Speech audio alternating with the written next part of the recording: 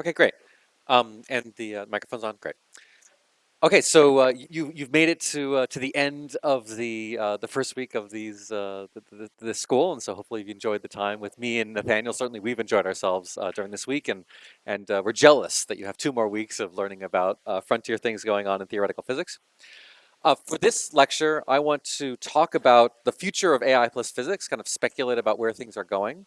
And of course, we're going to do some derivations and maybe see some of the things that we've seen earlier this week. But this is, in some sense, an opportunity for me to touch only at a very surface level some of the things that are going on and things where things are going in this field. I think it's no secret that AI is transforming society in ways that I don't think we fully absorbed, actually. Um, AI is overhyped and the bubble's going to burst soon, and we'll stop using these technologies because we'll figure out that they're too energy costly, or we'll figure out that the hallucinations are too much. Um, Others think that AI is just another technology, and will absorb it the same that we've absorbed things like computers or the internet. Others warn of an AI apocalypse, and that all graduate students will be replaced by AI chatbots.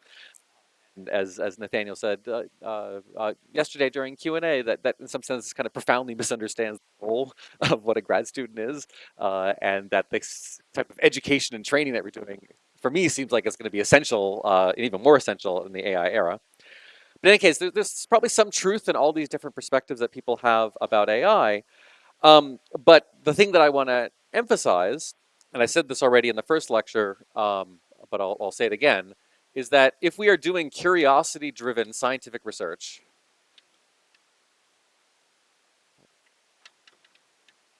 um, is about human understanding.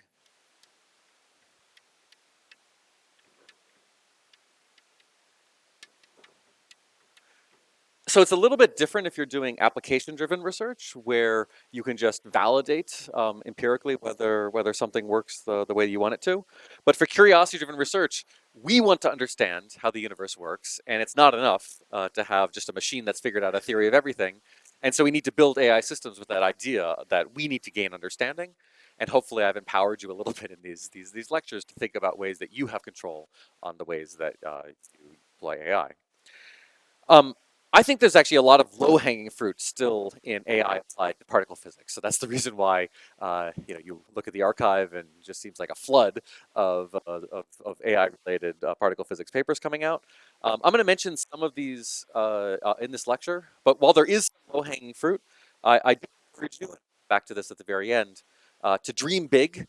AI is so transformative that even outrageous ideas might be possible. And we shouldn't be limiting ourselves in the AI era. We should be actually expanding our horizons and taking advantage of this computational technology.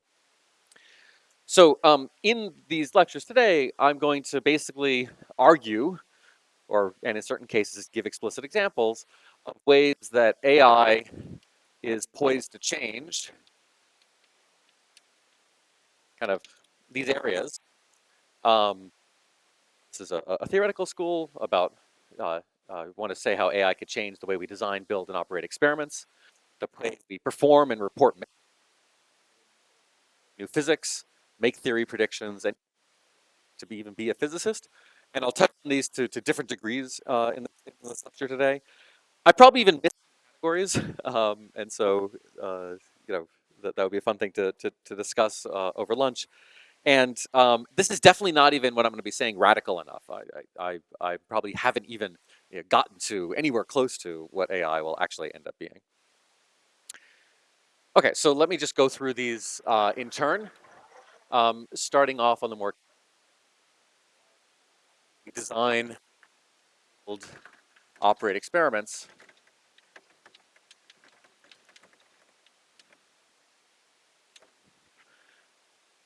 So if you know that AIML is going to be used downstream, you're going to change the way you think about experimental physics.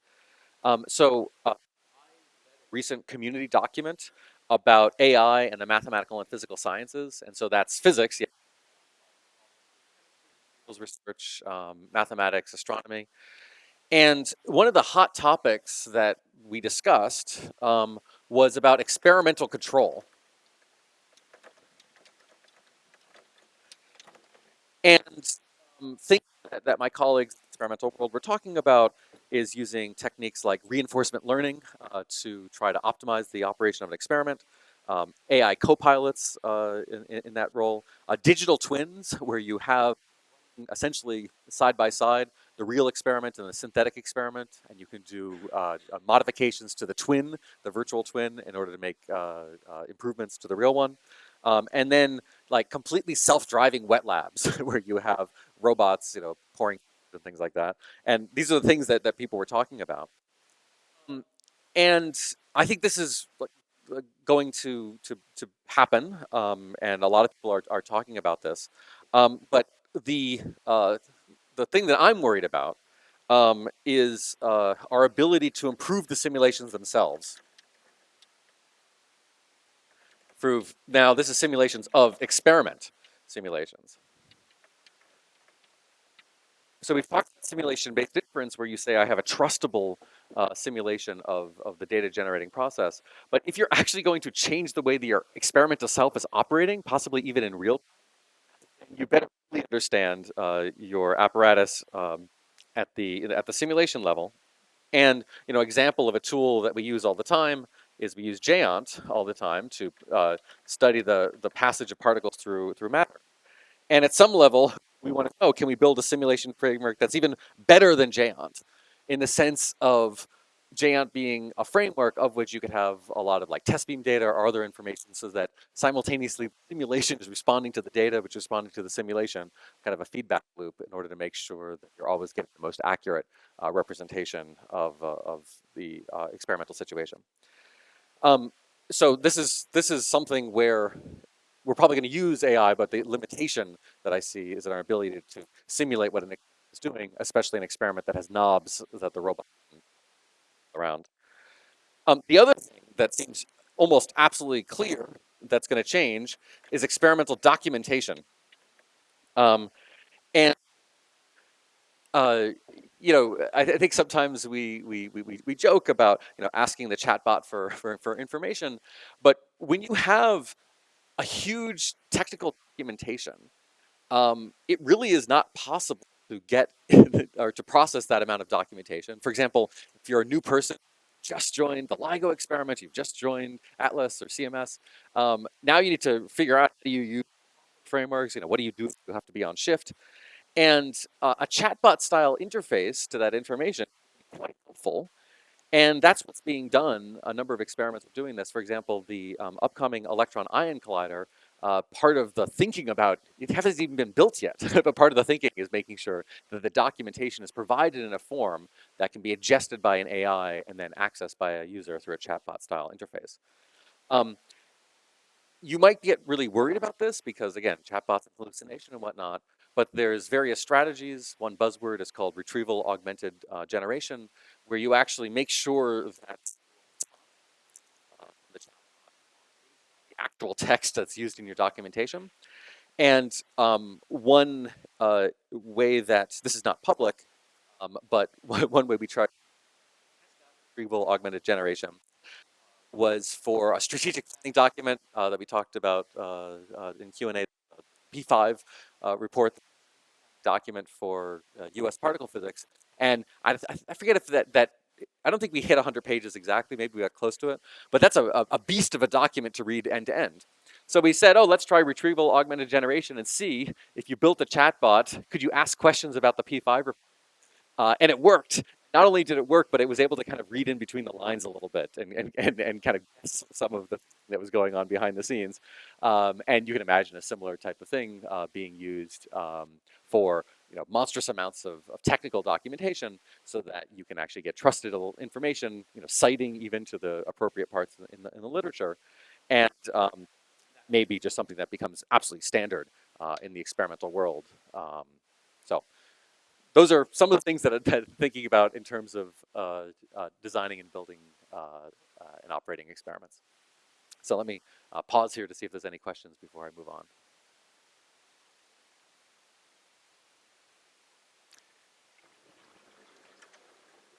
Okay, so then next one is about performing and reporting measurements.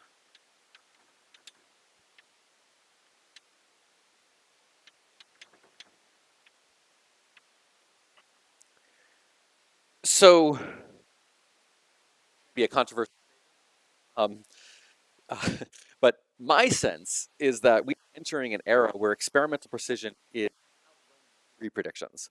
That is actually theory needs to step it up in order to make better predictions for oncoming experiments. That is pushing experimental precision to such a level that now I'm starting to worry that um, theoretical uncertainty is going to be the dominant factor compared to experimental statistics or systematic uncertainties. So, while we wait for theory to catch up, and it may actually take decades for theory to catch up, depending on how successful we are at field theory into robust predictions with lots and lots of decimal points. So while we wait for theory to catch up, there's a question about what it means to do legacy analyses. Um,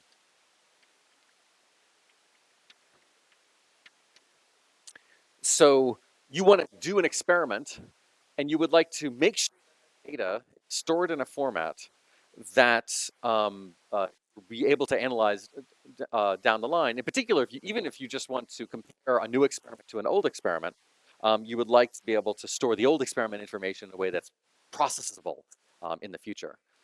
And if this sounds like, why we care about legacy analyses, I mean, there are certain experiments that will just never happen again.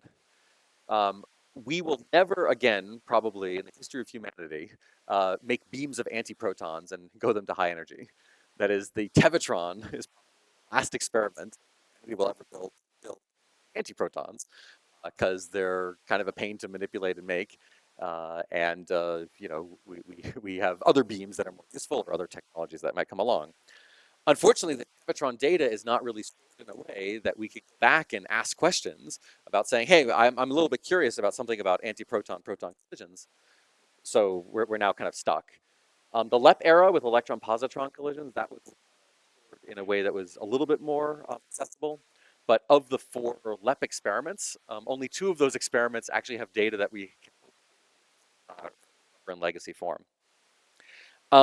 So what does it mean to do a legacy a measurement? How can we make sure that once we go to a future, a future collider, we've stripped off all the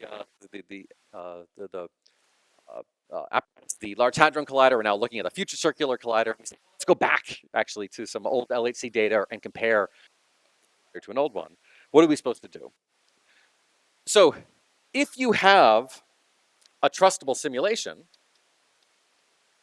where now trustable actually is, I'll say trustable squared simulation, then the complete information, the best thing that you can do to store a legacy experiment is just report the likelihood. What's the probability of the entire data set that you saw conditioned on the entire parameter space that you could ever imagine wanting to explore? That's the full information.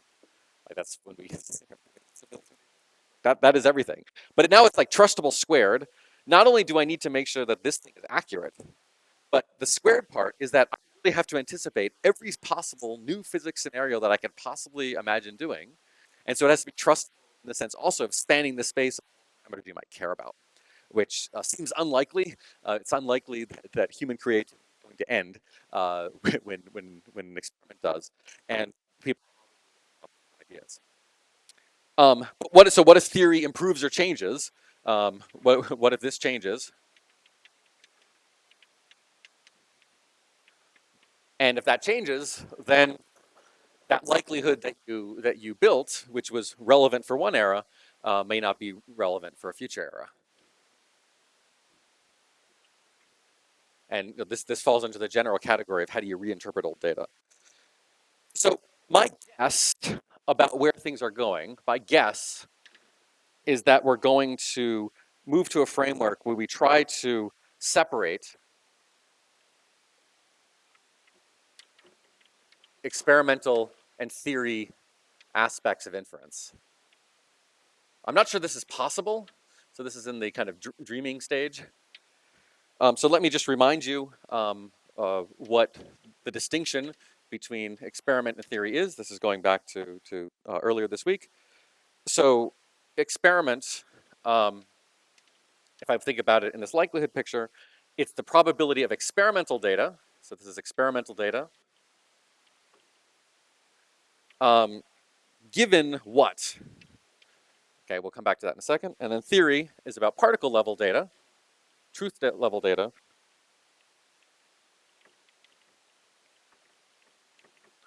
given what? And of course, you can replace this with your favorite experiments. You can say, like, this thing could be prediction of density fields in the universe, and then experimentally, what you're actually measuring is you're measuring the location of various galaxies on the sky. Um, so on the theory side, of course, what we have is we have theory parameters, um, and theory parameters possibly including theory nuisances.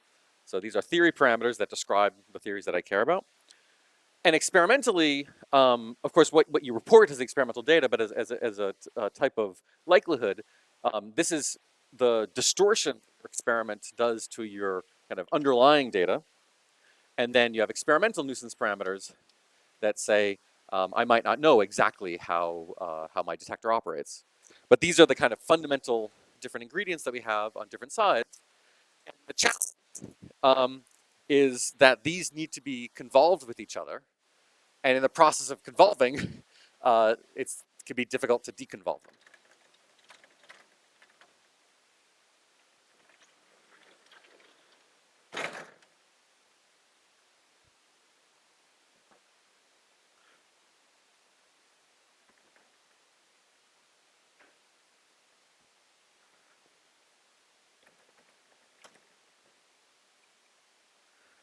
So in particular, the correct thing to do, and those quotes are doing a lot of work, is to say, look, I'm going to report the likelihood of my experimental data given my theory parameters, my theory nuisances, my experimental nuisances. And to get that, you have to do an integral over the particle level phase space of the detector response convolved with the with the theory prediction. So this is the correct thing to do.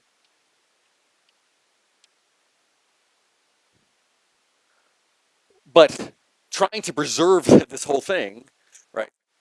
That is, you've just stored this, and you haven't really left for the future. And storing, this object mathematically, it's just a huge data preservation challenge. So putting aside statistical issues about how to do this, which is another thing. But if you ask, what could AI do pretty well? Well, AI could certainly do the. It seems very plausible, and unfortunately, I had to skip this in the lecture on Wednesday, of inverting. That's a process known as folding, and use various AI-based strategies. Come up with an approximation to inverting the detector response. So detector smearing is something that's not invertible. When you smear the data, you can't recover what the underlying thing is, but data unfolding is a way to approximate in a kind of maximum likelihood way what the most underlying configuration. What it seems possible is to support the following. So someone says, look, I'm going to take my reference theory for my best understanding, like the standard model or BSM physics that I have at a given time. And then I'm going to report weights that encode all possible ways that you can imagine kind of distorting things. If we're to put these weights into this formula, probability is basically the same. That is, you're saying, here are the distortions that I'm allowed to make such that certainties I couldn't have really told that that uh, my model or it looks like the model, if I were to put as if it model didn't have make your best prediction data, and then you look at deviations, and then you report this weight where you have some information that tells you here's the range in this theta twiddle from which you're matching the data. So these theta twiddle are kind of pseudo theory parameters. If you want to use a language that that was was popular at the LHC, you could say these are like simplified model parameters, if you'd like. But we can use neural networks to be even more flexible than that. And then this is something that we can provide uncertainties on. So provide uncertainties for.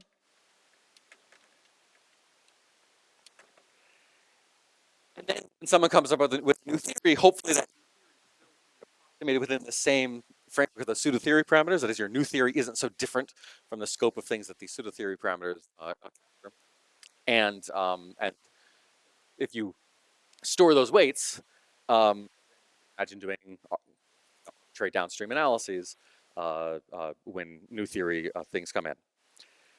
And if this sounds weird or futuristic possible, it's already been done. So Atlas has already created a framework for reporting information, roughly speaking, in this form, so that you can take data from, they've only done one channel, and the kind of phase space that they're looking at is at like kind of roughly the few dozen phase space directions. So it's not, the full high dimensional parameter space. Whole high parameter dimensional phase space. And it will be very interesting to see if that ends up being a useful way of doing legacy analyses, and the proof in whether someone can actually do a reanalysis directly using these kind of unfolding weights. So these would be called unfolding weights. And apologies that I had to skip that on Wednesday. But philosophically, our goal should be to report the full differential cross section over the entire phase space phi. So somehow, however we do it, somehow, what we should want to do is we should, in quotes, have the experimental measurement of the, so this is experimental, but we're not going to use detector level information. Somehow experimentally you would like to get access to the truth. Of course, this is hard, in fact, formally impossible, because detector that somehow to get the experimental measurement of the full phase space. And similarly, you would like, on the theory side, to have a full prediction over all of phase space. And this,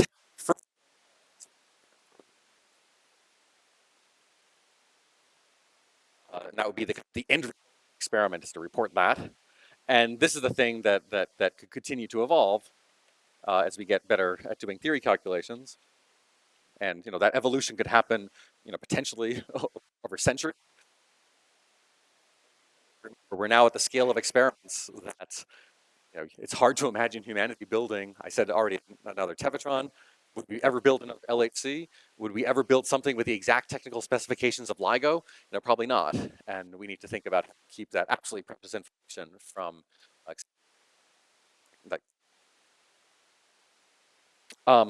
And so when said, jokingly, what if you built a generative model that mimicked the LHC data, and then you threw out the data itself, right? That sounded like a joke. That's basically what I'm saying here. I'm basically saying you build a generative model that, if you were to generate that, indistinguishable by some statistical measure, and that's the thing that you would archive. Like that, AI framework, that's exactly what you would do, and that would be all the information you hope to store.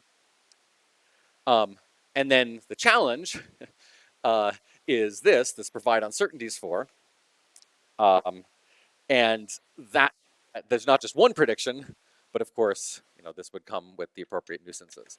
And so, I keep writing new. New will mean something next week in your neutrino physics lectures, but here it's this idea that account for propagate those uncertainties, and I'm saying you need to propagate that is for legacy analyses as well.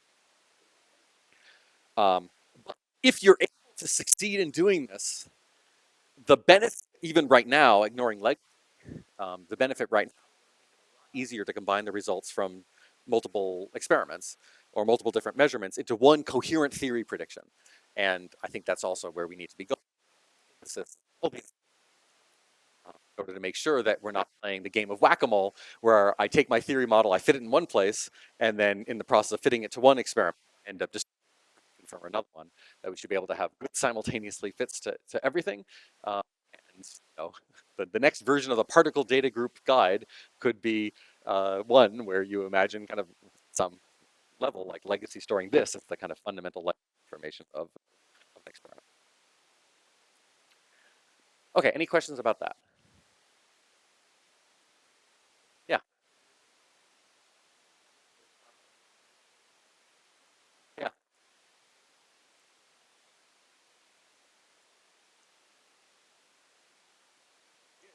That's the challenge, right? You miss things you don't expect. But if you're thinking about legacy analyses, the this is kind of captured in this me drawing this thing. The raw information. So what could we imagine is a legacy data format that probably will last. Probably Lorentz invariant flavors, numbers, and things like that. That's probably maybe that's not even complete. Maybe we also have displaced vertex information and whatnot. But there's some data format that you can imagine theoretical physicists a century from now agreeing that that's reasonable. Of course, there are paradigm changes. You think about things, but it's not so hard to translate from the non-relativistic positions and momentas of our forebears to now the relativistic ones that the translation is not so difficult. So this data format of and cans and whatnot go, that's something that you can imagine being relatively robust. The thing that would be very hard is to go back, hey, your state calorimeter had this response, and then try to reinterpret that. That would be very challenging. And so the problem is the problem of trying to convert the data format that you had at the experiment and convert that to some estimate of where all the pions, cans, and whatnot were going. And so the reason, so yes, you'd be throwing out information. There's a one throwing out of information. You've lost the raw experimental information, but it's hard for us to reprocess downstream. Um, is, is or philosophical thing is that like there is no so this thing really needs to be in quotes. There is no notion of experimentally measuring uh, some cross section in theory land. You're inferring it. You can infer a model, but you can't actually make a measurement. So whatever this thing is requires making assumptions. And yes, those assumptions are throwing out of information. And I don't see a way around it. But trying to do this as high a phase-space dimension as possible, that's what I'm imagining our field will be doing or trying to do.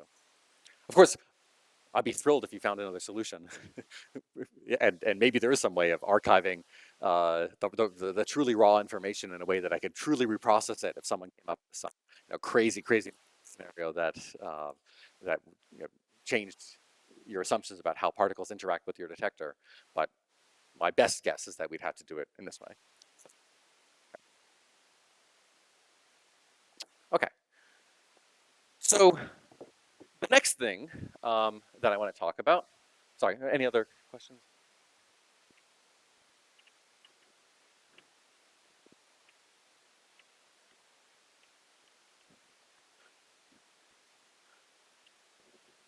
Is about how AI is poised, or already is, changing the way we search for new physics.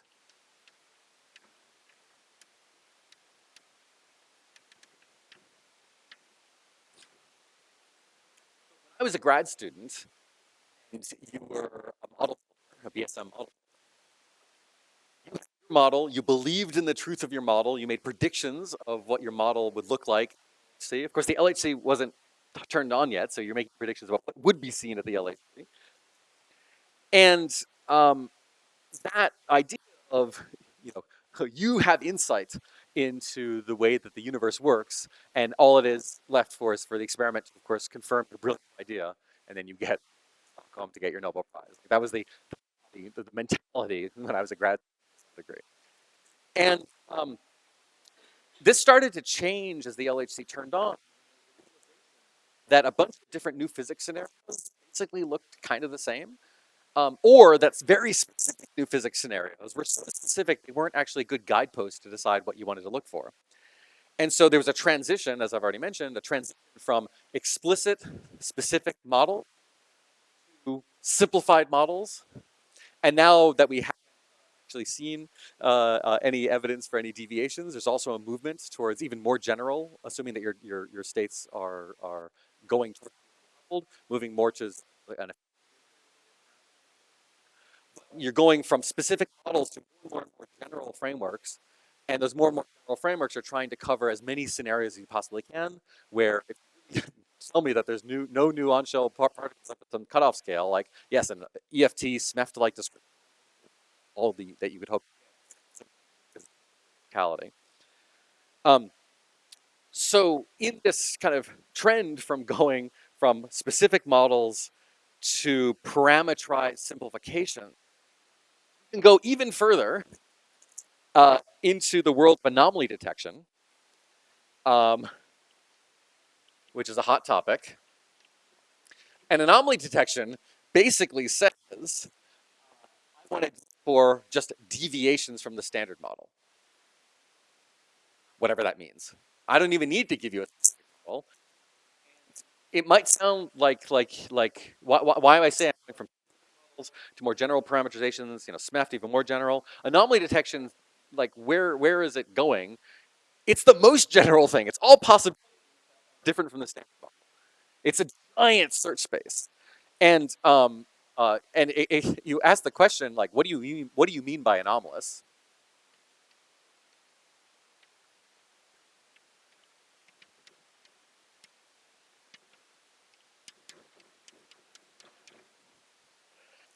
And it's fundamental, but it's going all possible deviations from your model. Um, because of statistics, when you search for everything, you're really searching for nothing.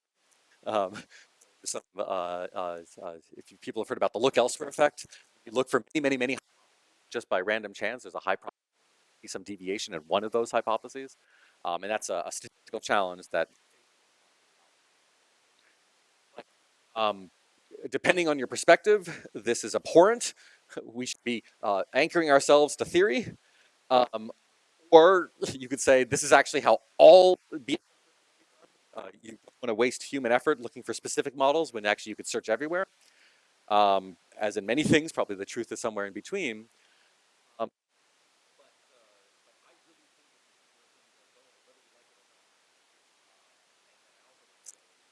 I'll give you. This is not nearly as right as I actually think it is. Both both actually anomaly detection is could be framed in a more conservative way, and that's probably, as I say, the kind of the way that we probably would. So, what do you mean by anomalous? Something that uh, requires thinking. Just like I gave you the example with machine learning, that you get to choose the data set, the loss function, uh, the optimizer. Same thing with anomaly detection, and that's a good thing. And when people approaches, that's a good thing. But it causes people to get for some reason. But but this is the fundamental question. What do you mean by anomalous? And let me give you some examples of what you might mean by anomalous. So one example is what I'd call off manifold. And here's one where, like, my optimal transport way of thinking has infected the way that I think about a problem, even though this is not an optimal transport problem. Sorry, that's Nathaniel has written a paper talking about anomaly detection as an optimal transport problem. So you actually literally do what I'm saying right now in an OT language. So you have the standard model as being some manifold of configurations,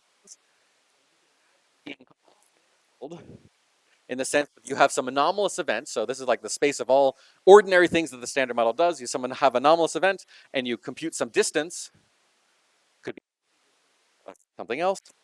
And if you have an anomaly, what it means is that you have some event that really is different from the standard model in fundamental. So, like, if there's some fundamental the theory, like something like energy or charge conservation, if you break that, then truly there's zero probability it will be there, and therefore you can be like truly off manifold, and that's uh, kind of uh, less that uh, to off manifold.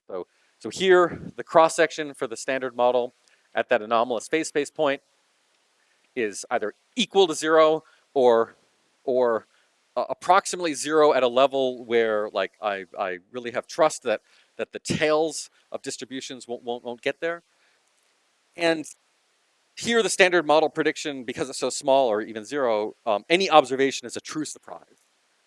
And this is the type of thing that it's obvious that we should do something like that. And there's people who are trying to even build online trigger systems to say, this is so standard model. And you might say, geez, why would I want to, like, do I really believe that be something so weird that it's not the and so I'm going to like, rebuild my whole way that I do data acquisition at a collider to account for that? And the answer is yes, because all the time you have things that don't look like the standard model because you have electronic glitches or you have operates in some way. Even if you don't think about new physics, you can have anomalous things happen where your detector malfunctions, and that's something that you definitely want to track. This is happening for looking for like really outliers, and there's an interesting question about how you quantify the degree to which you're an outlier. So that is one thing that you might mean when you think that you have an anomaly.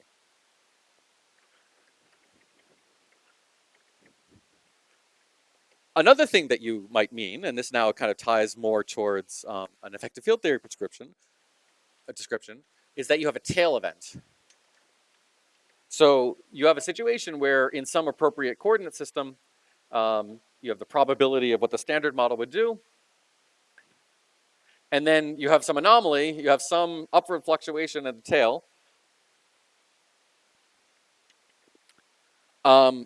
that goes beyond your. Now here, you better really understand the standard model and really understand how to control that and make a good prediction. But so this is hard to do. Uh, anyone who lives through the on 7 EVX knows how difficult it is to extrapolate to high side tails. You can also detection strategies that are sensitive to that type of deviation off in the tail. And by the way, all this stuff is happening in high dimensions, so this could actually be multiple dimensions where not only is it in the tail, but it could look different in some other dimension that I'm not plotting on the board.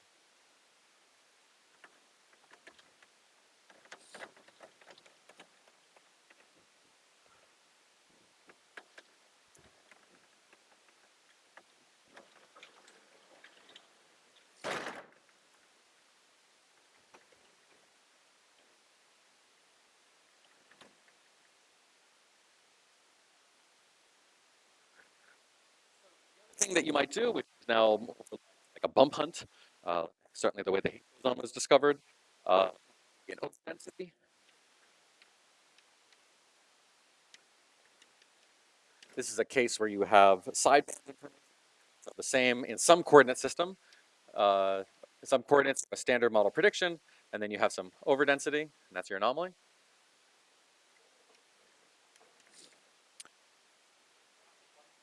And here you're assuming notion of smoothness that the standard model is having, and then you see something that is sharply um, and yeah, this is something that we're familiar with. The only thing that with AI again, so AI allows us to do this in high dimensions. And so instead of search in one dimension, hugely high for some string, if you'd like, and that's something that people are pursuing. Okay. So I suspect our field is going to be move more and more towards anomaly detection searches, and really trying to come up with all sorts of different topologies for where new physics might show up compared to standard model expectations. So So that's where I really think things are going. But as I'll say in a moment, this is as much of a break from tradition as people think. Say in a second. Let me just pause questions about these three types of anomalies, and maybe even have your own idea of anomaly that we can discuss. There was, yeah, yeah. Oh, sorry.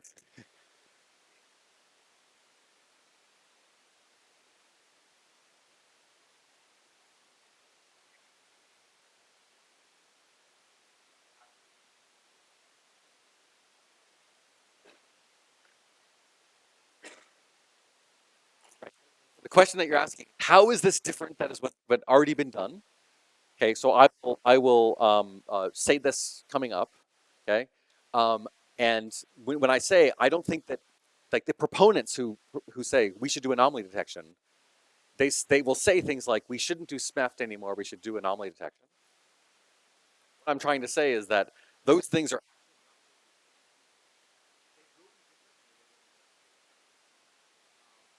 not nearly it's not nearly as radical.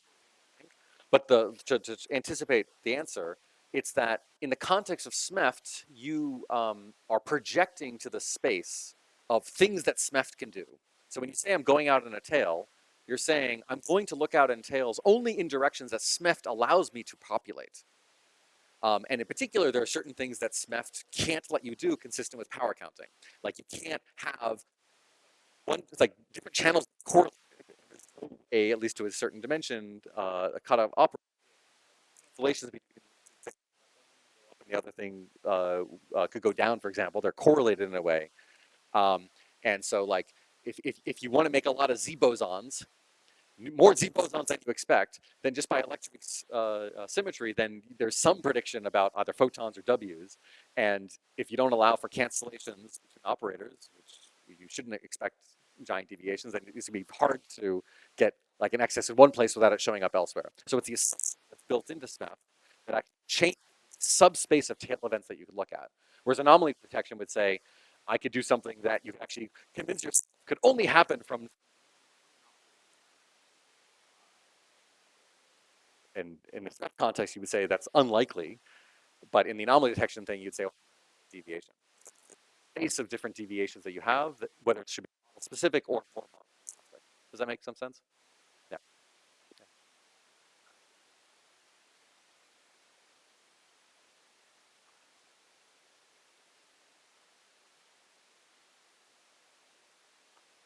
Good. So it is, so remember, events are independent and identically distributed. So it's certainly not correlations between events. So that would be like super manifold. So let's say, and by the way, there are people who have flooded my inbox by saying that there's going to be an event at one time, and then exactly 1 second later, there's going to be another event, and exactly 1 second later, there's going to be another event. So that you actually have evidence for a periodic space-time coming from correlations between that can happen. Okay, so if themselves are now you're asking, is that your question or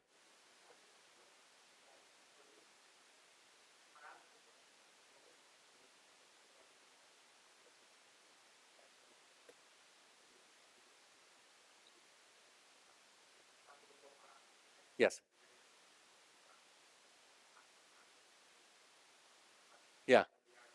Yes. Yes.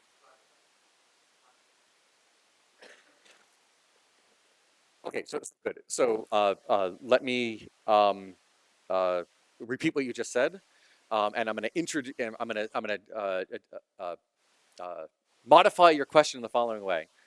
The standard model makes predictions pseudo observables. For example, the pseudo observable corresponding to the mass of the W and the pseudo observable corresponding to the mass of the Z. And those are correlated to the pseudo observable rho. Um, and this talk about, does anomaly detection talk about correlation between pseudo observables, right? And the fact that I said the word pseudo is important here, that observable in the sense of kind of phase spaces, all the where places the pions and cans go. Derived from those pseudo observables, which are basically a type of inference. We infer the W boson mass for the Z for rho, but those themselves are not observables. Um, and if you really want to get me mad, um, or if you want to maximize the chance of blood on my hands when I punch out one of my collaborators, you can talk about the pseudo observable that corresponds to electron level holding to quarks and gluons, which I'll say, oh my god, you're going to drive me crazy. There's no such thing as a quark production or whatnot. Like that's not, well, it's a pseudo observable, something that we derive, but it's an underlying theory assumption. So just in general, I want our field to not do that. Don't want our field to confuse inference with measurement. Okay? That inference is trying to figure out what the underlying WMZ of the standard model. Of course, rho itself is correlated in the context, right? So uh, and that's distinct from trying to make a measurement of phase-space distributions. But even then, based on what I said before, even measurement phase distributions has some theory assumptions in it because you have to make sure you have to. But there, it's maybe theory in the sense of Jayon's understanding of particle propagation through matter to try to go from ions and kaons. Partly because I'm a theorist, not an instrumentalist. But going beyond that and interpreting data in terms of those pseudo observables, I later on you can do that reinterpretation. I'm not talking about that, but also I would say we should never do that. That it's inference of parameters of the standard model, not measurement of parameters of the standard model, which is a subtle but crucial difference. And getting that difference through my helped me a lot, and it took me, and I don't know that I really appreciated that because I still think about measuring M top. And no, it's not measuring M top. What I do measure a and then from that I infer the value of M top distribution. But it's complicated. Yeah, yeah, yeah.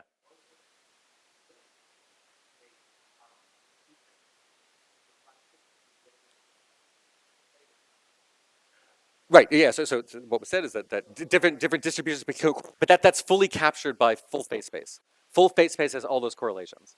So full phase space predictions have all the correlations that can happen at the level of distributions. I'm just saying that if there's correlations between pseudo observables or correlations between parameters, that's a theory thing, not an experiment. By the way, there are people who will vehemently attack what I just said and say that actually the role of pseudo observables, and I've just seen enough cases where that's gone wrong, where I don't like that. I'd rather have separation of the measurement process to the inference process. Um, okay, was there a question over here? Right. And by the way, I mean, not to say that I'm right and they're wrong, but actually the language of AI forces us to really confront what we're doing because we're starting to offload these things to the computer. And so we could disagree about what we're doing, but we should all agree to be able to write the equations of what we're trying to do. So even if you disagree about the analysis pipeline, I should be able to see this is what you say you're doing, and we should be able to uh, argue conceptually and not be in a situation where we don't know what someone is trying to do or muddle the language. And AI forces us, since we have to teach a computer to do it, forces us to be very clear about what we're trying to accomplish. Okay, so let's come to just why this is not so radical. So in a traditional search,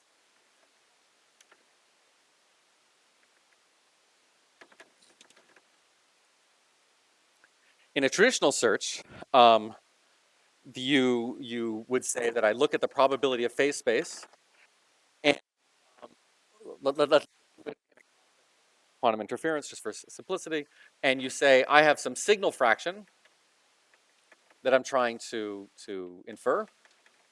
So you have the standard model prediction, and that standard model prediction uh, has 1 minus mu fraction, and then you have a BSM piece.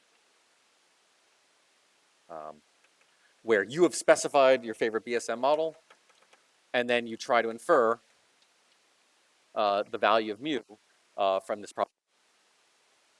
So, of course, so well, this is uh, um, well, this would be what you would do if you know, Higgs boson at a particular mass of 125 point whatever g, like that, in this case BS,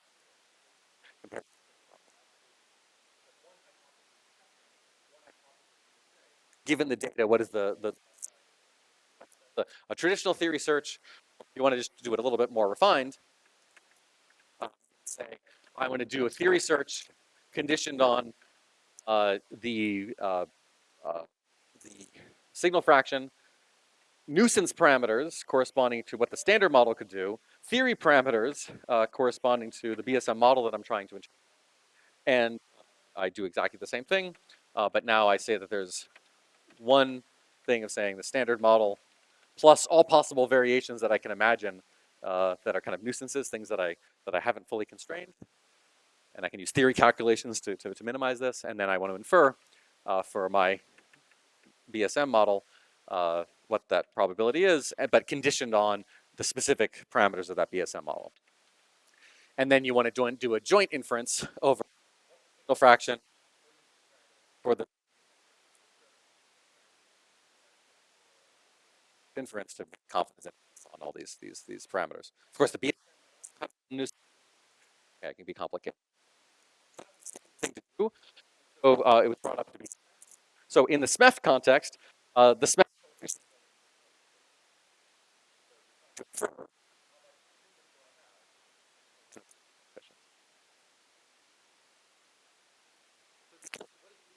discovery, to declare a discovery, the confidence interval on mu, appropriately profiling over the nuisances and the parameters here, that there is some choice here for that mu, where that mu excludes zero. Well, at least within this context, without turning mu on. I declare a confidence interval is, that's how you declare it. And this is very challenging in general, but there are tricks. That's the whole thing of simulation-based inference to make this happen. So more refined, like this is basically SBI for specific models. Does that answer your question about what stuff looks like? That's what it looks like. And you just have to decide your parameterization. Is it the parameters of the minimal supersymmetric standard model? Is it the SMEF coefficients? Is it some composite Higgs model? Whatever it is, each choice corresponds to a different analysis here.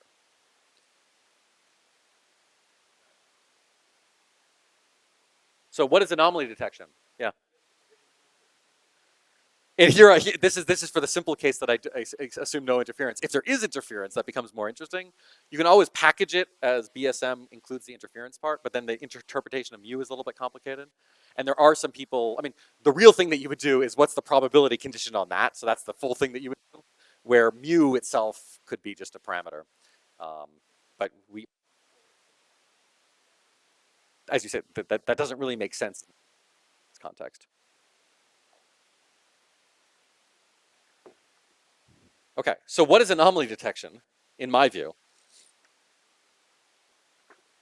So there's various anomaly detection algorithms, and some of them are more or less explicit about this point.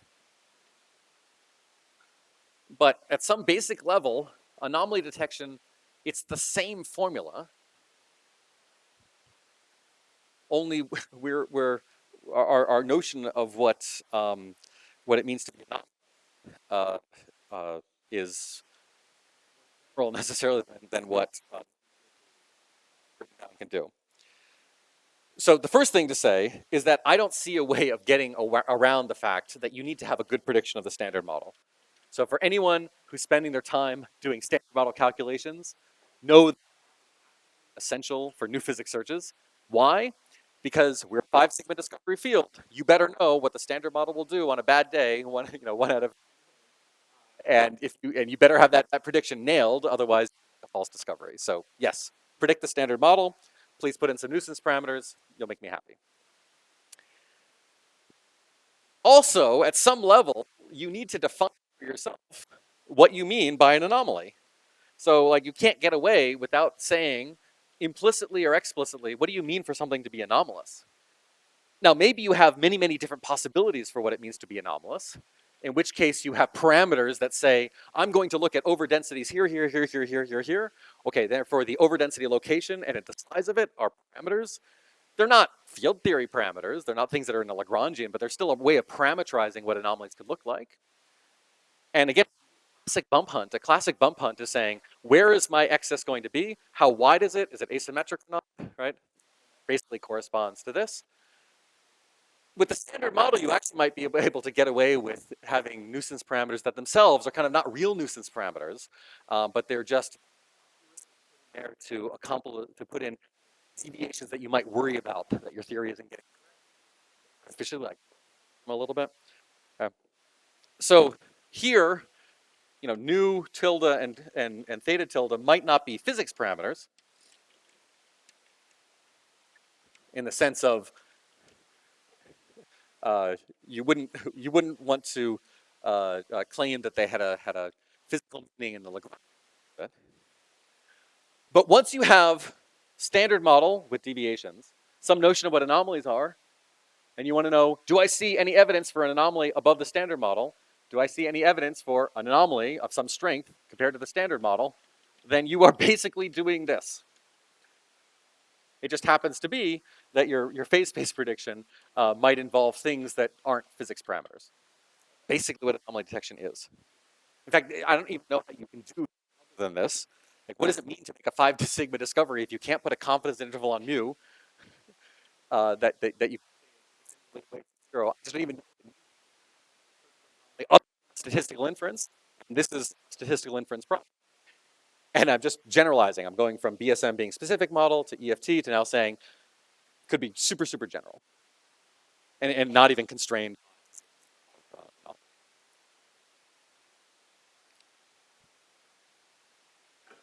Um, let's see. What do I want to say? Some other thing. Okay, I'll.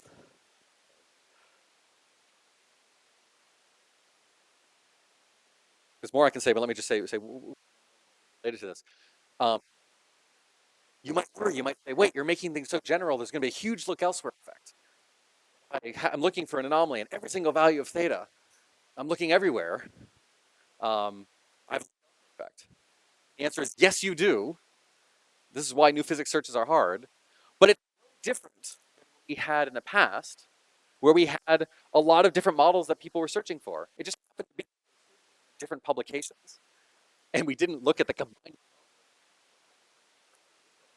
that type of composite Higgs or resonance. Really, strictly speaking, like they're all together, and AI allows you or forces you in some sense to confront these things all at once. And if you're worried about a look elsewhere effect here, just remember ESM search space is also large. And this also then prioritizes thinking very hard about what the standard model can and cannot do, and think about how do you parameterize this in a way where these deviations, if you were to see one, would be one that you would have some degree of confidence in. It could come from a physical or physical-esque model. But there's this balance between you make it super, super physical, but then you are insensitive to particular anomalies. Then you have a look elsewhere effect, and we have to, as a field, decide how to navigate that. And that's what the anomaly detection program is going to be. And I predict that anomaly detection will completely dominate the high luminosity LHC running, and that we're going to see a movement away from search. Or more specifically, model-specific searches won't go away, but you'll first start and then reinterpret if you want to do for. Okay, any questions about this? Yeah.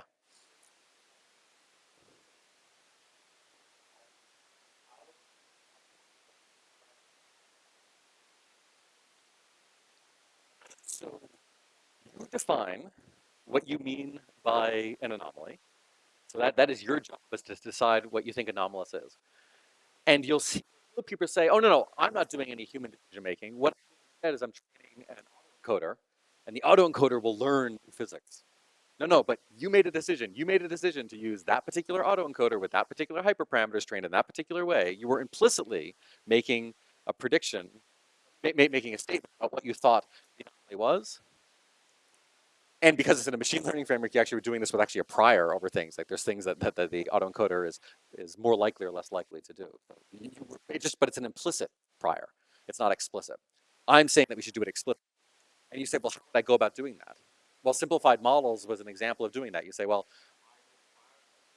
based on the maybe some spin correlations of some generic new physics scenario, and now you can say, what does the standard model not want to do? What would it look like for something to look weird? Clearly, bumps are like that, but there could be other types of correlated structures that you might want to do. But that's that. Nothing saves you from that. So this is the new model building. The new model building is now building statistical models. And if you don't like it, and you say, no, I really want to do models, then say, great, we're going to do Lagrange-based models. But they better have the richness that's needed to cover a huge range of possibilities. And people are legitimately talking about like building AI systems that look over all possible representations of all possible, fermions and gauge groups and everything, create arbitrary amounts of signal, basically trying the whole space. And well, I guess I have to support that. I have to support that in this philosophy. Is that okay?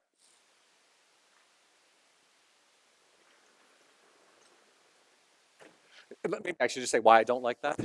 Why I don't like that is that I am not confident in our ability to make predictions um, uh, or uh, all possible things that can happen based on weakly coupled tree level diagrams.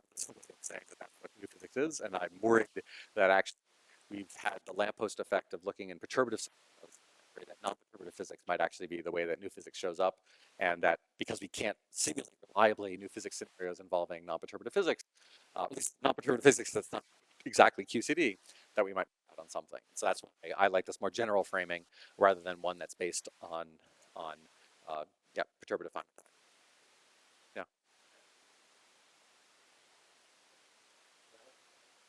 yeah,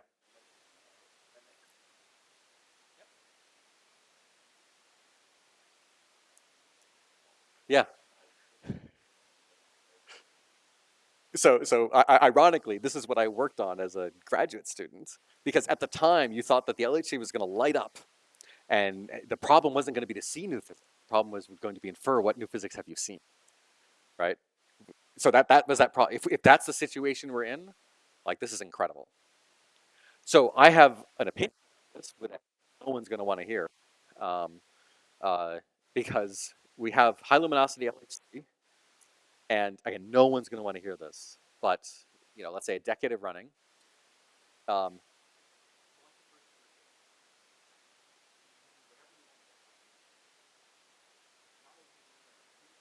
that. And then the next 9 years of data, you're not allowed to look at. You collect it, you collect it, collect it. You can check it for data quality, stuff like that, but no analyses are allowed on the remaining data set.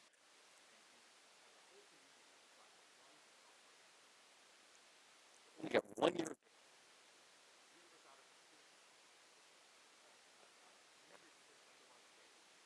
all your crazy anomaly detection, whatever, and you can argue with each other. Have you seen that? Have you seen that? Have you seen? And then at that point, you freeze it, and you then say, "I want to." Theorists can argue. They have like years to argue. Like you're going to wait till the run end of high luminosity LHC. You can argue about it, but at the end of that period, what you would do is you do a sequential unblinding, just unblind year by 1 year, and decide, given anomalous, you all argue, and then once you're settled, you look at year three and so on, and that's how I would recommend that you do it. Like once you've looked at the data, you're done, and you use your bet. So 1 year data you get to burn and use that to develop hypotheses. Then the rest of the time you use to do rigorous whatever we as a community decide is rigorous, and then agree on doing this. This is really, really hard. No one wants to do this, but that's that is my best guess at how you navigate the possible detection of very weird things in the anomaly detection era. And I think what I just said is statistically justifiable, though not sociologically justifiable. Yeah.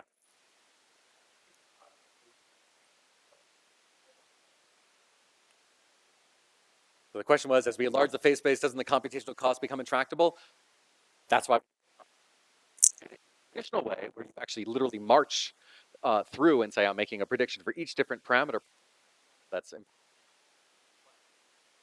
if you take advantage of AI's flexibility and also your physics knowledge about how your problem is put together, like that's in some sense the problem that AI is supposed to solve. AI is supposed to help you navigate high-dimensional spaces, monstrous amounts of data, and now monstrous amounts also of hypotheses. And that's that is what AI is possible in the AI era.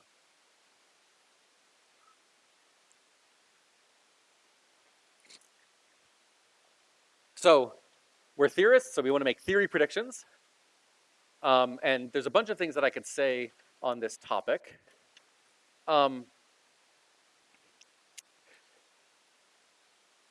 So I do dream of, as I said earlier, I do dream of a day where you can just plug in the Lagrangian and the machine will just spit out theory.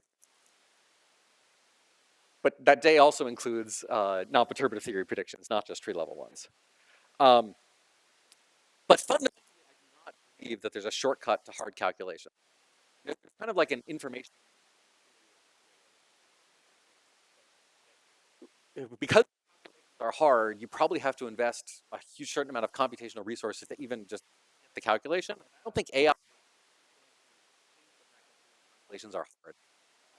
AI is going to fundamentally change, for example, the problem of gauge theories, where if you have oscillatory behaviors, like AI is not really going to help you tamp down the fluctuations that you get in your prediction having to do with oscillatory behaviors of your weights.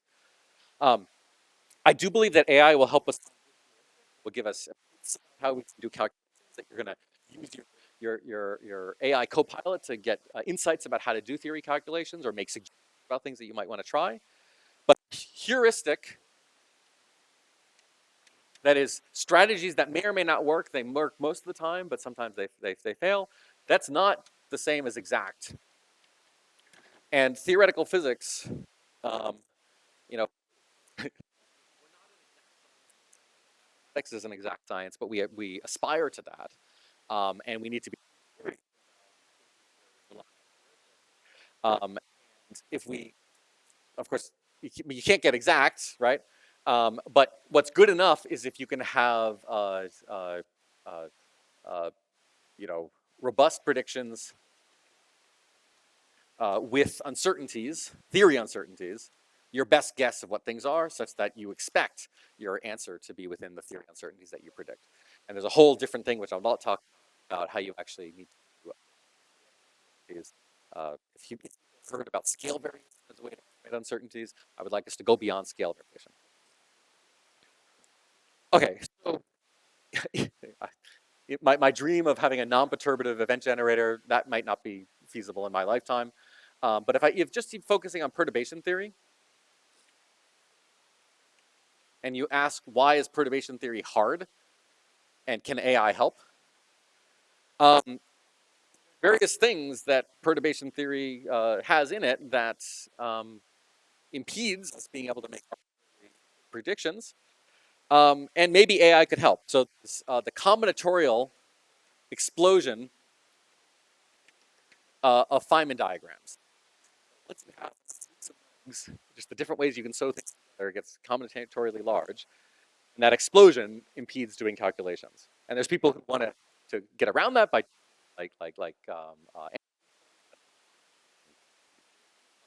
about that later on in the school.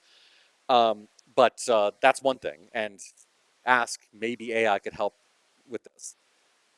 You have expensive phase space integrals, where even if you have computed the diagrams, you have to compute integrals, and those can be very expensive. I talked about infrared and collinear singularities. Sadly, there are infrared singularities in perturbative calculations that you have to regulate, even independent from the renormalized UV singularities that you might need to deal with. Um, and the other thing that makes theory calculations hard is we have multiple approximation schemes. So, someone can say, okay, I've done my calculation in fixed order weak force electromagnetic. Someone says, oh, but I've only done resummation for certain. Someone does a SMEF calculation, but they have SMEF, but it's only at a lower order of accuracy. How do you merge those things together in a coherent way? The Parton shower matrix element matching, that's the thing that was done in the pre-AI era, and I think will probably continue. And I see that AI could help address all of these in some way. Um, to give you one of them, um, uh, with an emphasis on exactness, or at least exactness up to uncertainties. And I've already given you this example, but I'm going to give it again because I think it's this example is underappreciated or misunderstood. Um, and it is one of the most spectacularly obvious and good uses of AI that has zero philosophical problem. This particular AI will not take your job. This particular AI hallucinates complete uh, uncontroversial use, and people are using it this way. And I want to write it down just so that I get done it, but I want to so that you have in your pocket an example where you can always lean on this and say, I have 100% full trust. And then if I look at my own research career has been trying to march myself ever closer to this paradigm, not having to sacrifice anything using AI. Here's a case you have to sacrifice anything. By the way, does anyone want to have a guess about which of these be the one that I pick out as having zero uh, need to make any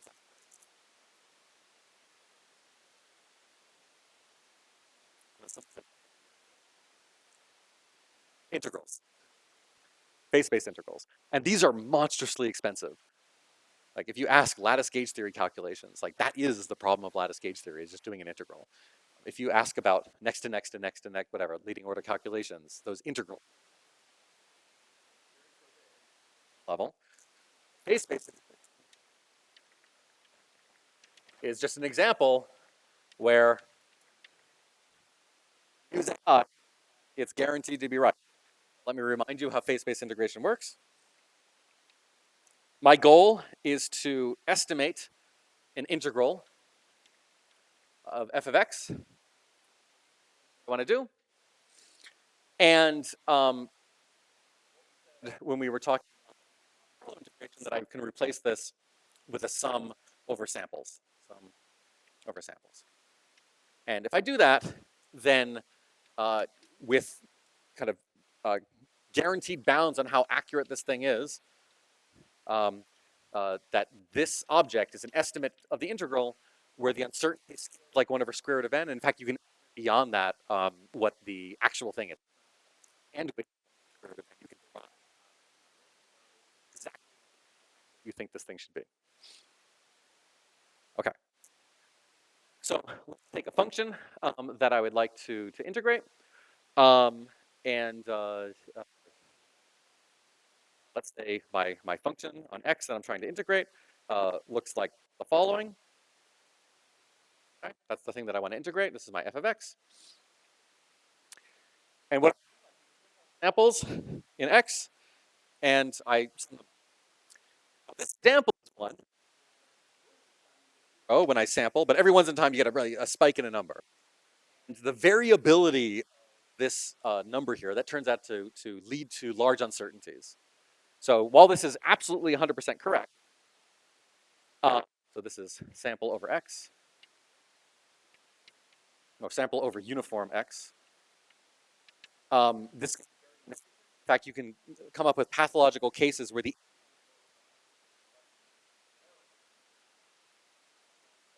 way of what the line problem of lattice theory or other numerical sampling is, are cases where the integral is well defined, but the variance, the thing that defines uncertainty, uh, unbounded.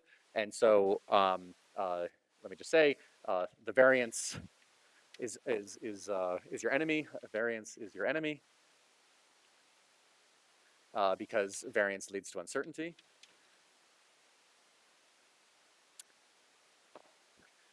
We already talked about convention, so I can just multiply and divide by the same thing. And I can now sample over this. So instead in the distribution,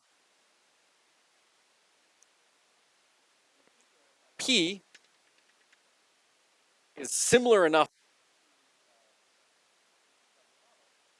And here it's not sampling over uniform of x, but sampling over P of x, this divided by P of x. And if these dashed solid things are, then is increased and get a more accurate prediction. Any case of P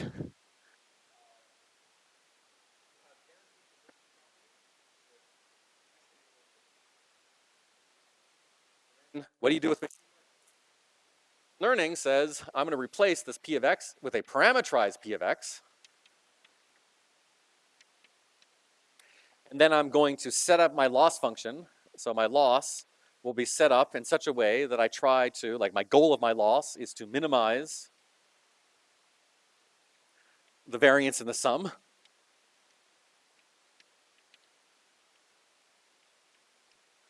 Okay, so that's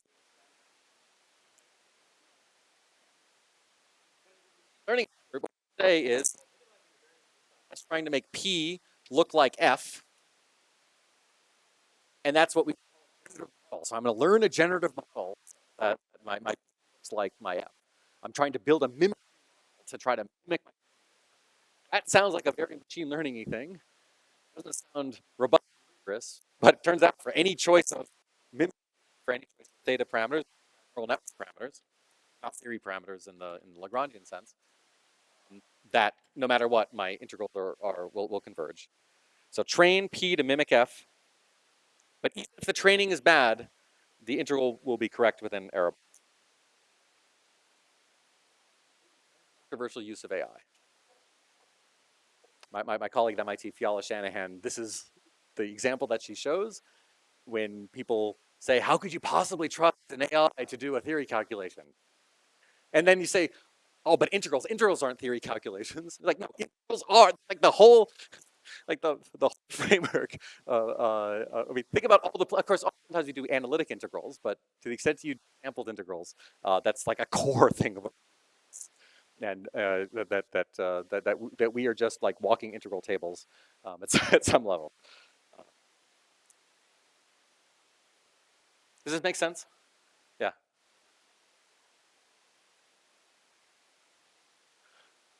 Oh, okay, good. So the question was, can this help with symbolic integration? So this by itself, this type of learning paradigm can't necessarily help with symbolic integration, but let's say you have functions whose integrals you know. And you say, I know what these symbolic expressions are, and I have super efficient computed versions of those. What you do is try to express your F as symbolic expressions that you,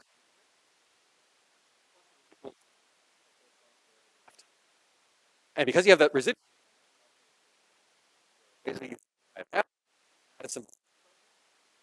track that symbolic expression, and then you take the symbolic pieces that you can integrate, you analytically integrate, and you have F minus the symbolic expression, which hopefully was close, and that's the thing you do Monte Carlo integration. Sounds like I've tried to do this with oscillatory functions, not older generation. Actually, the way that we solve the sign problem, the sign problem is a problem of sampling, but if you can somehow show that you can an oscillatory but analytical piece, then you get rid of the oscillations, and maybe that's in a way to improve things. And so it's, whether know, but we could definitely do that or do something like that. Yeah,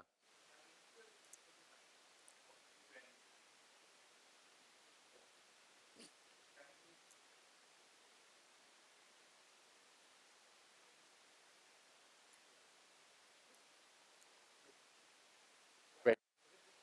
To this question of IR singularities or various type of pole singularities. So of course you can't integrate a singularity. Like that's what it means. That some even you need the non-singular. So cases where fraction is integrable, but when you square it, it's not, and then the uncertainties are dominate.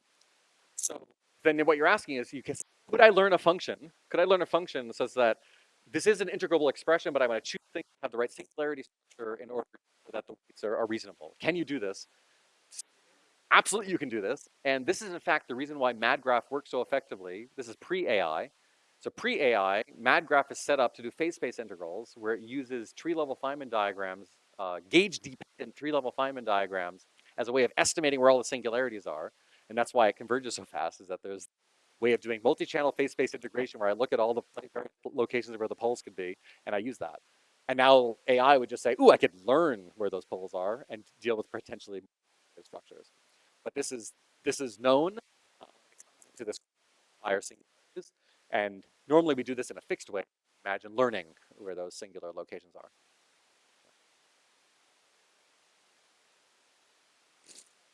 Okay, so yeah, I wanted to do this example. Um, there's other things in my notes, but uh, if I'm telling, if I'm saying if I want um, experiments to make legacy measurements on all phase space,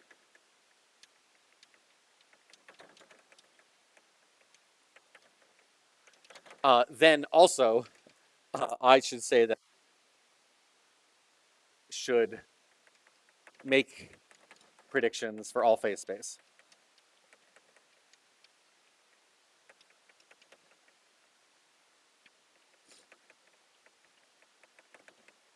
If I say that I'm even contemplating building a generative model to mimic the LHC, I should build a physics-based generative model so I have a theory prediction for all regions of phase space. And we should do this, and we should commit to doing it as my viewpoint, instead of what we have right now, which is individual groups doing individual calculations in individual regions of phase space. And I don't have time right now, but you can ask me offline about a particular strategy that I've been working on that's pseudo AI based to try to synthesize information from multiple different theory groups. Prediction that, but also. Um, so, what could we don't really know? It could change the way we do theory calculations. That we have AI agents that help us figure out how to battle these combinatorics, or it could allow us to do whatever calculations to interpolate between different calculations. Um, uh, a lot more that I could say on that. Let me skip to the to the next thing just in the interest of time. But happy to talk more about that if you want. Yeah. So the last category is what it means to be a physicist. AI is changing the way it means to be a physicist.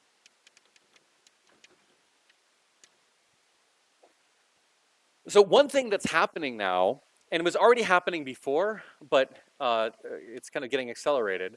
AI is blurring the boundary between what it means to be a theorist versus an experimentalist.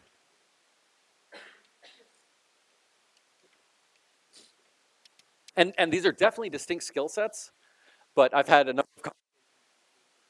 thinking about designing new experiments or processing or reinterpreting data from a different range. You have people who are directly involved in the analysis, let's say, of cosmological data sets at the same time that they're making predictions for those cosmological data sets from theory calculations. And both are advancing the frontiers of computation and data analysis. And so, like, we are we are somehow moving to be computation and data physicists, whatever that means. And this idea of a data physicist is something that David Shih likes to say about this synergy of certain aspects of theory expertise, of experiment. And there's now this continuum between theorists and physicists, broadening even more of what happened before between formal theory and logical theory, now diversifying even more. And now you see people who are trained as experimentalists build AI agents that will generate theory calculations. Why? Because you have a skill set that combines computation and data. And what the problem is, your problem was with theory data, they all just look like problems that AI can tackle. That's one thing. AI is also blurring the boundaries between scientific disciplines.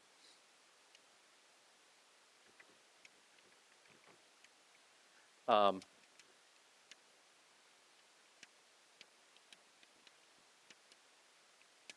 and as you heard yesterday, I'm very much, and Nathaniel is, an enthusiast about optimal transport. Basically, any other scientist, no matter what their field, if they're equally enthusiastic about optimal transport, I will have a fun conversation with them. I've had fun conversations with biologists about optimal transport. I've gone to talk where, you know, they're talking about like whatnot, and because they framed it as a problem, I can follow along. And so sometimes I find I have more in common with non-physicists who use AI than physicists who don't. Um, the AI is blurring what systems we call physical. Um, like, you know, there's like they're trying to get a fundamental understanding of the universe. That's like clearly doing physics. Um, so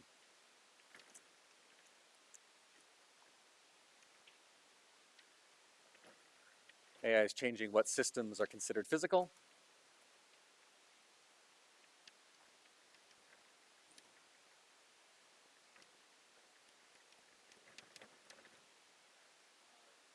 And uh, what this means that you see physicists who are now using physics techniques from field theory or quantum many-body physics, try to understand how AI dynamics work. Um, and uh, uh, you know, you have so the reason why, sorry, I should have said this. The reason why I'm saying the future of AI plus physics, because AI plus physics, or the centaur science that I advocated for in the public talk, this is, you know, at one level AI for physics, but it's also a level of physics for AI, and physical dynamics part of how AI systems work. You know, we don't usually think of electromagnetism have a configuration of charge. Look at the flux lines that go off to infinity. That there's a description of coming up with generative AI models that correspond to fluxes at infinity and interpolating back to the charges at the source. And there are AI systems that generate, you know, photographic images based on inverting electromagnetism. And there's ways that physical systems are related to the way that AI works. And so that's why I like to advocate in both directions. Um, I've already said this many times, but AI is raising the bar.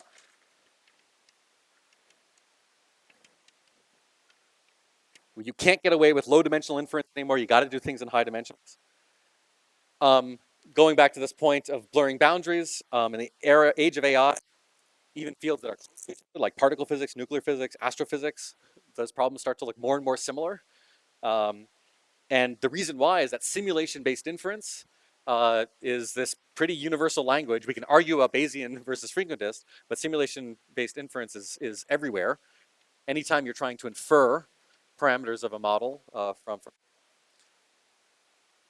And you know, uh, uh, the this point here, AI is changing what systems are considered physical, and like physics can impact AI, um, but I'm expecting that there's going to be something like you know degrees in the science of AI will start to happen, and that you'll start to think about needing to hire people thinking about these systems from a scientific curiosity driven different than the more application aspects of AI, and that they're going to be in science departments, not in engineering departments. So, hopefully, in these lectures, you can get the sense that the future of AI is bright. AI plus physics is bright, but it's also likely to be quite different from scaling up what we're doing now. And so everything that I said here will probably be irrelevant. Someone's going to generalize anomaly detection even more, probably. Someone's going to figure out how to do theory calculations using symbolic regression connected to some chatbots, like whatever, who knows? But it's going to be exciting, and I do encourage you to take advantage. Um, this is from things that we haven't even talked about, like the fact that now, I am asking my colleagues questions, also asking Claude questions, and I mentioned this, but I learned about quasi-crystals for some reason. I knew nothing about it. I just needed like a really quick thing about quasi-crystals this week, just to understand a very about how quasi-crystals work. That would help with some intuition. Normally, to try to process that literature, and it would take me forever because the just scattered, and I got because Claude knows all the things to think about. Said, "Oh, are you care about quasi-crystals because of its connection to simulation-based inference?" I'm like, "No." It's trying to draw those connections, and that's an interesting creativity to. Let me see if there's any questions before I end my advice, and then we can go to for coffee. Yeah, yeah,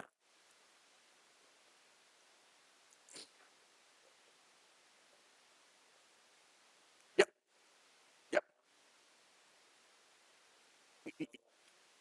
In the age of AI, we cannot hide behind factorization theorems. We cannot hide behind saying, "Well, I don't know how to make predictions in that region of phase space." First of all, it is not true that you don't know how to make predictions in that region of phase space. It's just that you have multiple different strategies that you could try to do. You can say, well, let me assume that some double parton distribution function type of approximation strategies, but you're reluctant for saying those things because you're not confident in them. But if you put in big enough nuisance parameters, it is better to have everywhere than no prediction. Um, if you have those error bars that you're confident in, then the machine can basically figure out what to do. This question is like, well, if you put in all the nuisance parameters, then won't you prioritize inferred and collinear safety? And the answer should be yes. And if you put in all the nuisance parameters, maybe we actually prioritize analyses that satisfy factorization.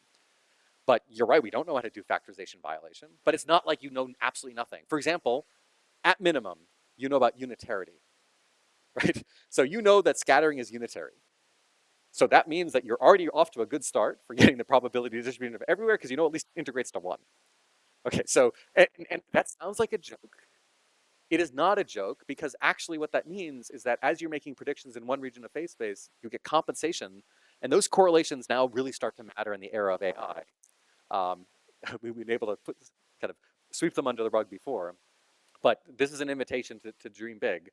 And do you think that you can get me an order of magnitude estimate for like the, for some non-factorizing process? Actually, probably you could. You could probably say, well, I bet it's by that. There, you have a confidence interval, you have an interval, and once you have that interval, that is way more useful than nothing.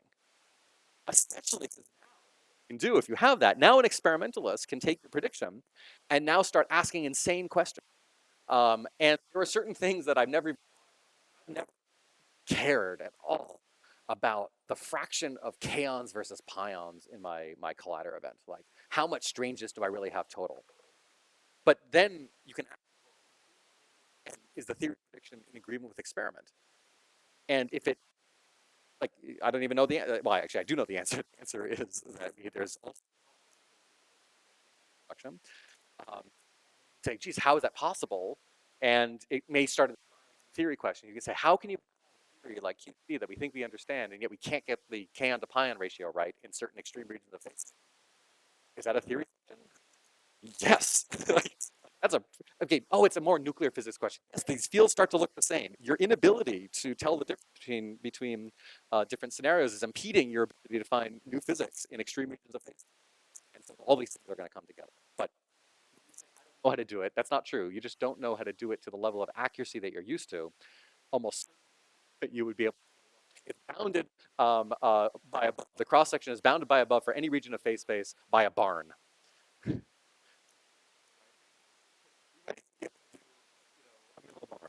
Right? Right? That's your starting point. And then let's do better. And then it would be a combination of modeling into data, so perturbative hadronization modeling is of that form. But that you have no excuse now. Okay. Okay. So let me end with some unsolicited advice. Um, uh,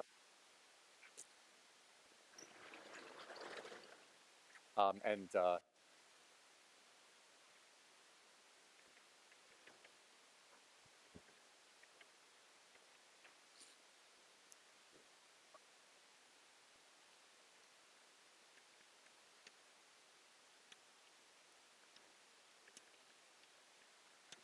okay. So first, some solicited advice, which is advice from you. Um, so this is the second time I've pedagogical lectures on this topic. What works and what doesn't work, and so I can improve in the future.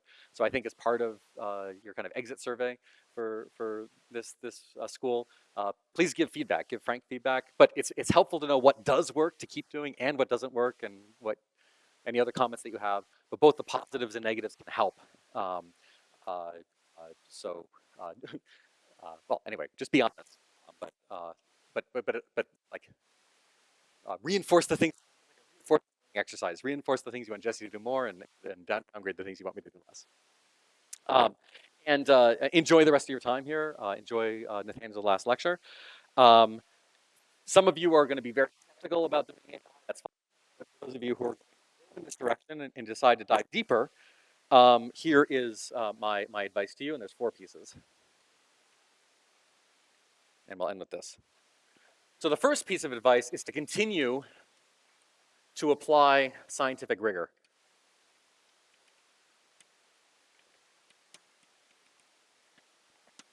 You know, the longevity of science as a mode of inquiry is not accidental. AI cannot create knowledge out of nothing. We should be using AI to be more rigorous in our analysis, not less. And the reason why I spent a lot of these lectures talking about statistics is that is AI will certainly unlock new strategies on robustness and reproducibility, and in certain cases, exact scientific rigor. And don't let your colleagues get away with that either. Second piece of advice is to seek out interdisciplinary collaborations.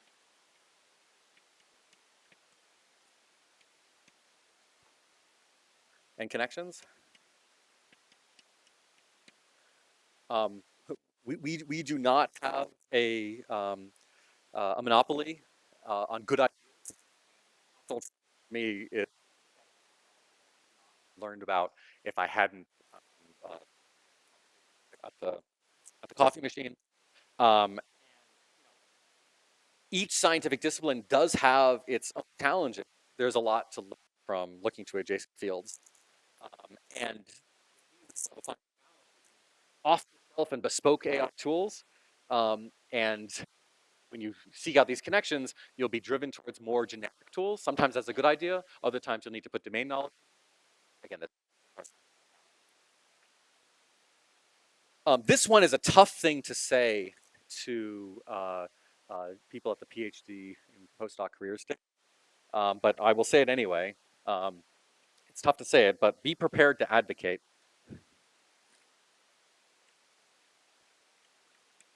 Advocacy is not just that happens with older folks in strategic planning.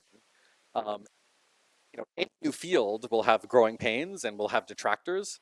And, okay, I'm saying this in the context of AI plus physics, but anytime you're doing something that's different from the mainstream, uh, you uh, you're going to need to for the science that you're doing, and you'll need to change perspectives, and you should do that. The things that you find compelling, ready to speak up for those things.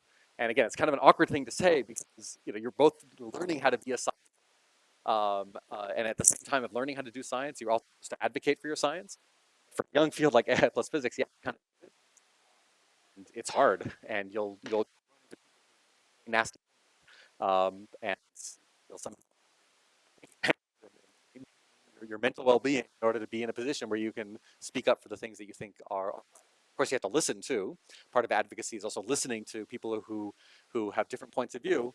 And my own transition into thinking very thinking about AI plus physics. Story I told with my two former graduate students, where they were advocating for their science, but they listened to my concerns, to those concerns, and did something even better. The idea of applying scientific rigor. If someone says, "I don't like your idea because it doesn't do X," some crazy person I'm going to ignore say, "Well, maybe you can X AI or X whatever method," or that's a thing to consider. But that advocacy is something that a skill that you will need to develop. And then I'll reiterate this last thing, which is just dream big. Um, and I'm super excited to end up doing. Um, and I so